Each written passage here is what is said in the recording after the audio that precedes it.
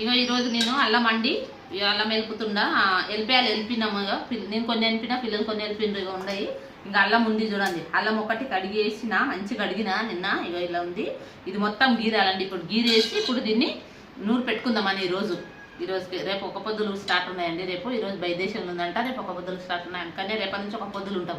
మళ్ళీ టైం కుదరదు. అందుకే ఇప్పుడు అన్ని వెళ్ళి పెట్టుకుంటాము.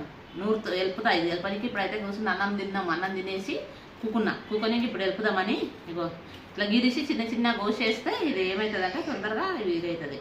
నేను ఇట్లా వెళ్ళిపిస్తా. పిల్లలు కట్ చేసి నూరు పెడతాం. మిక్సీలో నూరు పెడతానంటే డబ్బాలు వేసి పెట్టుకుంటా. ఫ్రిడ్జ్లో పెడతా.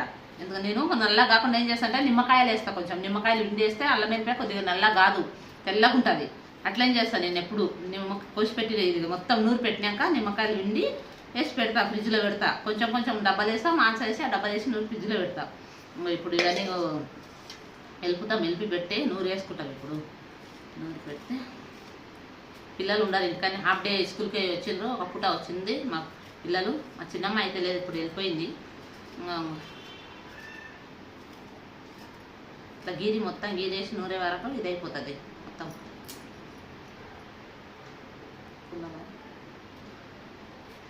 అదే మాకైతే 2 నెలలు అయితే ఇంకా పోయిన నెల తెచ్చింది గిట 2 నెలలు అయిందండి. 2 కిలోలు తెచ్చింది పోయిన నెల గిట.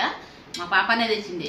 అటు 2 నెలలు అయింది. ఇప్పుడు ఇది గిట 2 నెలలు నడుస్తుంది. ఇంకా తక్కనే వేస్తాం, లేకపోతే అవుతాం. అల్లం వెల్లిపాయలు ఏంది కూరలు టేస్ట్గానే ఉండవు. అల్లం ఉంటేనే బాగుంటుంది కూర, ఏ కూర అయినా అని.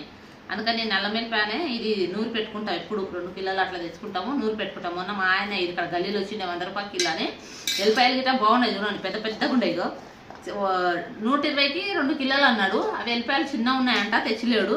ఇంకా పెద్దగా ఉన్నాయి, తెచ్చిండు. చాలా పెద్దగా ఉన్నాయి వెల్లిపాయలు. అల్లం గిట బాగానే ఉంది. మట్టి లేకుండా ఎంతగానో మట్టి కడిగిన రాత్రికి నానబెట్టి కడిగినాము. మంచిగా అయింది.